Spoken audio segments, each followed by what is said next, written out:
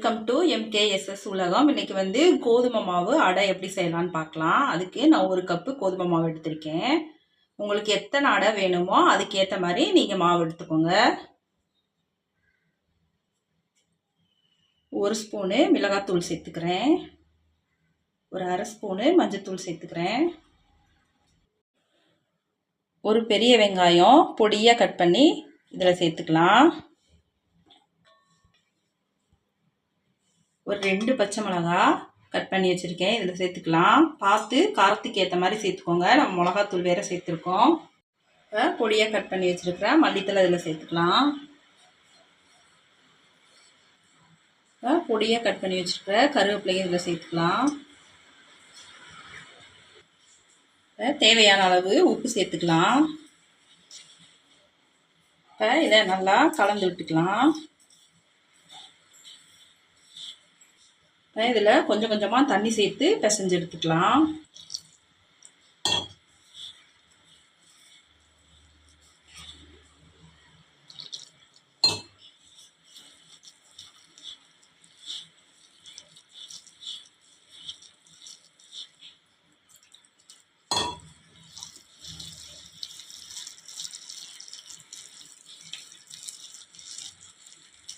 இந்த அளவுக்கு மாவு பிணைஞ்சிருக்கேன். தண்ணி ஊற்றி இதே மாதிரி பிணைஞ்சிக்கோங்க.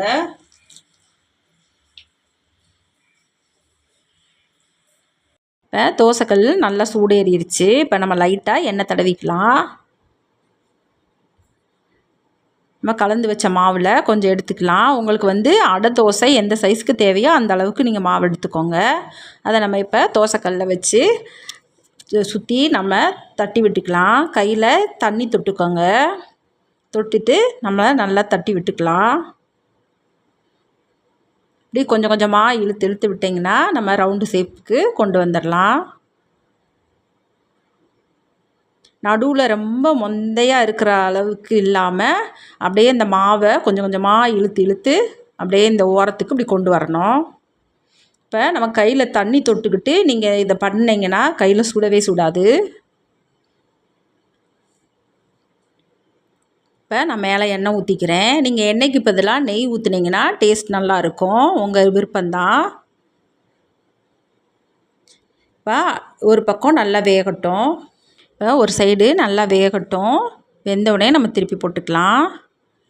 இப்போ கோதுமை மாவில் நம்ம டெய்லி சப்பாத்தி, பூரி, தோசை இப்படியா செஞ்சு சாப்பிடாம ஒரு நாளைக்கு இதே மாதிரி ஒரு அடை தோசை செஞ்சு சாப்பிட்டு பாருங்கள். வெங்காயம், பச்சை மிளகா, மல்லித்தலையெல்லாம் போட்டு ரொம்ப டேஸ்ட்டாக இருக்கும், ஹெல்த்தியாகவும் இருக்கும்.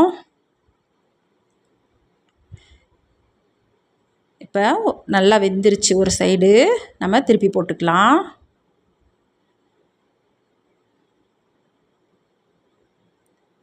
இப்போ இந்த சைடும் நல்லா வேகட்டும்.